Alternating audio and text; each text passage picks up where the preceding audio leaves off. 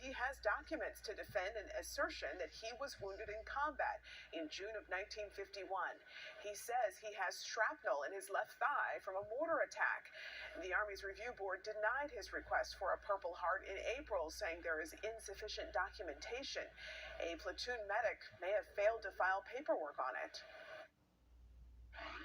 And then they started dropping mortars on us, and that's when I got hit. I didn't even feel it. And my pants was sticking to my leg by the time I got out of there, and I just reached down to pull it loose. And one of the guys said, "What do you got in your hand?" And my hand was all blood. Meyer was on the hospital ship Repose and was honorably discharged in 1952 as a corporal. He received a combat infantryman badge given for those in combat under enemy fire. Wildfires continue to rage in Bolivia with at least release from Iran-sponsored groups. The pinpoint attack by a pair of American F-15 warplanes on an Iranian weapons storage facility in eastern Syria on Wednesday has not slowed the rockets and drones fired by Iranian proxies. And today, U.S. troops shot down a drone heading toward their base, the fifth attack since the U.S. airstrikes. Congressman James Clyburn has officially filed paperwork for the Biden-Harris campaign for the South Carolina primary. Clyburn's endorsement of Biden during the 2020 Democratic primary helped propel the former vice president to a win in the South Carolina primary and overall victory in the Democratic primary. Vice President Harris joined Congressman Clyburn in South Carolina. In remarks to supporters, she said Tuesday's election is evidence of campaign momentum as the Biden-Harris ticket moves forward. We have momentum. The wind is at our back. And so let us continue to do what we know how to do. This Screw is a shit fight up. For, not against. And it is a fight born out of our sincere and deep love for our country and understanding what is at stake. The weekend, and there's plenty to do across Metro Atlanta, especially this weekend because it's Veterans Day weekend. That means there's plenty of parades and ceremonies to attend. Happening tomorrow, Atlanta is hosting its annual Veterans Day Parade. It steps off at 11 in the morning on Peachtree Street. If you're outside the city, Douglas County is holding a parade of its own. It starts at 11 a.m. at Douglas County High School and runs through downtown Douglasville. And due to the weather, Gwinnett County moved its ceremony inside the County Justice and Administration Center. That also starts at 11 a.m. And for a full list of parades and events happening across the metro area, just head to our website. Thanks so much for joining us for News Edge at 11. Lawrenceville police have arrested 18-year-old Jamarion Lewis.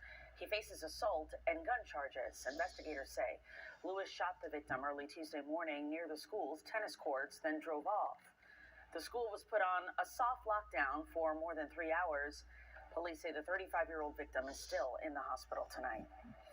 Atlanta police want to find the person responsible for a carjacking outside an art studio. Officers responded to reports of a carjacking at Atlanta Contemporary on Mean Street in northwest Atlanta. Authorities say the suspect helped the victim locate his car after he forgot where he parked. Once they found the car, the suspect pulled out a gun and robbed the man, taking the vehicle and personal items. Police later found the vehicle. Changing gears as we that something is, they won't say. They park their cars at the entrance for Entrenchment Creek Park. Hundreds of protesters are expected to rally here on Monday for what they call a mass mobilization to shut down the training center. Officers fan out around the South River Forest. They're blocking off entrances to Entrenchment Creek Park and the construction site for the controversial $91 million training center for Atlanta police and first responders. 4-day mass action nonviolent convergence is happening here in Atlanta. Sam Beard is a spokesperson for the group called Block Cop City. Protesters from around the nation plan to converge in Atlanta for more members of Antifa. It will culminate on the morning of Monday, November 13th, with a mass march and occupation of the construction site. Construction is already 50% complete. This despite good luck on that one. Protest in the woods and at City Hall, along with current efforts to place the future of the facility on the ballot for voters to decide. The only people who are able to stop Cop City are the people. The site of the training center sits in the South River Forest. It's motivated anti-police protesters and environmentalists across the nation. Demonstrations have led to sometimes violent clashes between police and activists, including attacks on officers and construction equipment, as well as law enforcement shooting and killing a protester. We're choosing to use strategic nonviolence means. Dozens of people earlier this week appeared before a judge. I don't see that strategic nonviolence. Demonstrations around the center. State Attorney General Chris Carr calls the protesters, quote, domestic terrorists and militant anarchists. Are they terrorists? Are they criminals? Absolutely not. Activists Actually, he's going to say that. Of using heavy-handed tactics to try to silence their movement. What's on trial is actually ways of viewing the world. We've seen police in tactical gear up and down the street throughout the evening. APD says they don't comment on preparedness. A number of smaller groups are planning action around Atlanta this weekend. It'll end right here at Entrenchment Creek Park on Monday, where we are reporting from Veterans Day weekend. And they do this stupid shit. For a fentanyl letter headed to the Fulton County Elections Office. The Secretary of State's office says authorities recovered the letter. State officials confirmed this afternoon the letter has been successfully intercepted, and they say the threat is over. The FBI notified state officials this afternoon that U.S. Postal inspectors located the letter. Also today, the Fulton County Board of Registration and Elections ordered a recount of all the races in the November 7th general and special elections. This week, residents in the city of Palmetto elected. New at 11, a man is behind bars in connection with flu and RSV. The CDC says testing covers flights from more than 135 countries around the world, and their goal is early detection. Expanding into this pilot for the winter months will hopefully have valuable information that we can know about changing patterns of some of these diseases. So if a new variant emerges for SARS-CoV-2 in the winter, we want to know about that before it comes to our shores or as it's arriving. The CDC is launching this pilot program during a time when a lot of Americans are preparing to travel over the holidays. Coming up tonight, the latest on the conflict in the Middle East. Curbside at Hartsfield-Jackson International Airport's North Terminal Friday. Because when our rights are under attack, what will we do? Screeners and their union rallied against a possible government shutdown. They say lawmakers need to act to avoid one around one of their busiest times of the year, the week of Thanksgiving. I'm hoping that it gets their attention and they hear us. Aaron Barker has been a TSA officer for more than a decade and is president of the local union. We want to be loud and strong and let them know we are not for a government shutdown. Fund the government and fund the TSA.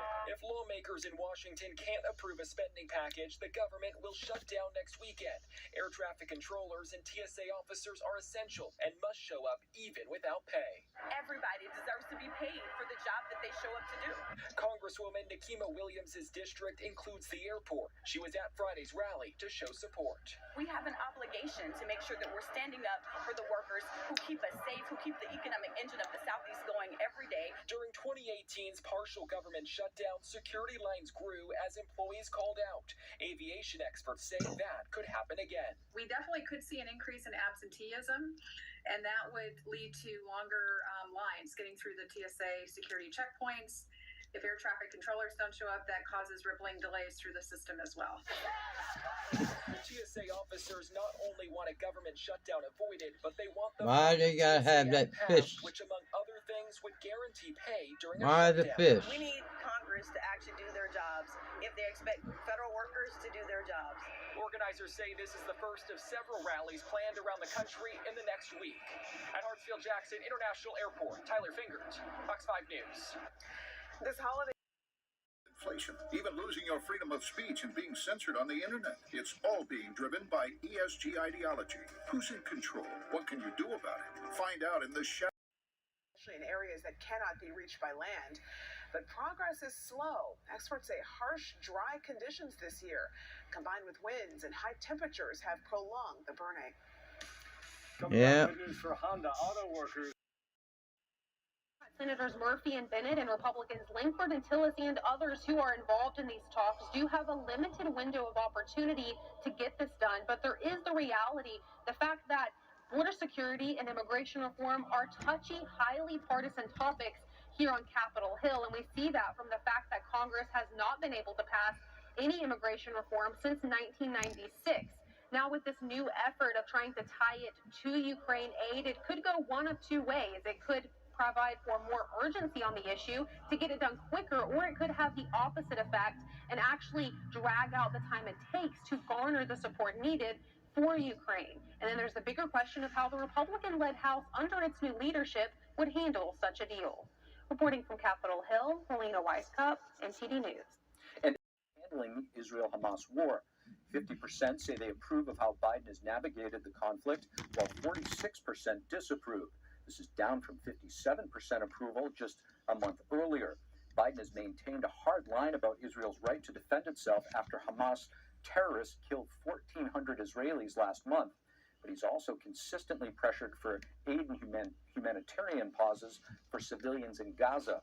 Out of those who disapprove of Biden's handling, 65% say he's too supportive of Israel, and over 50% say Israel has a lot of responsibility for the conflict. That's about 25% of total Democrats surveyed. And coming up, improving the lives of America's veterans. The Biden administration today taking 3 steps to support our heroes. Stick around to find out who's affected by the changes.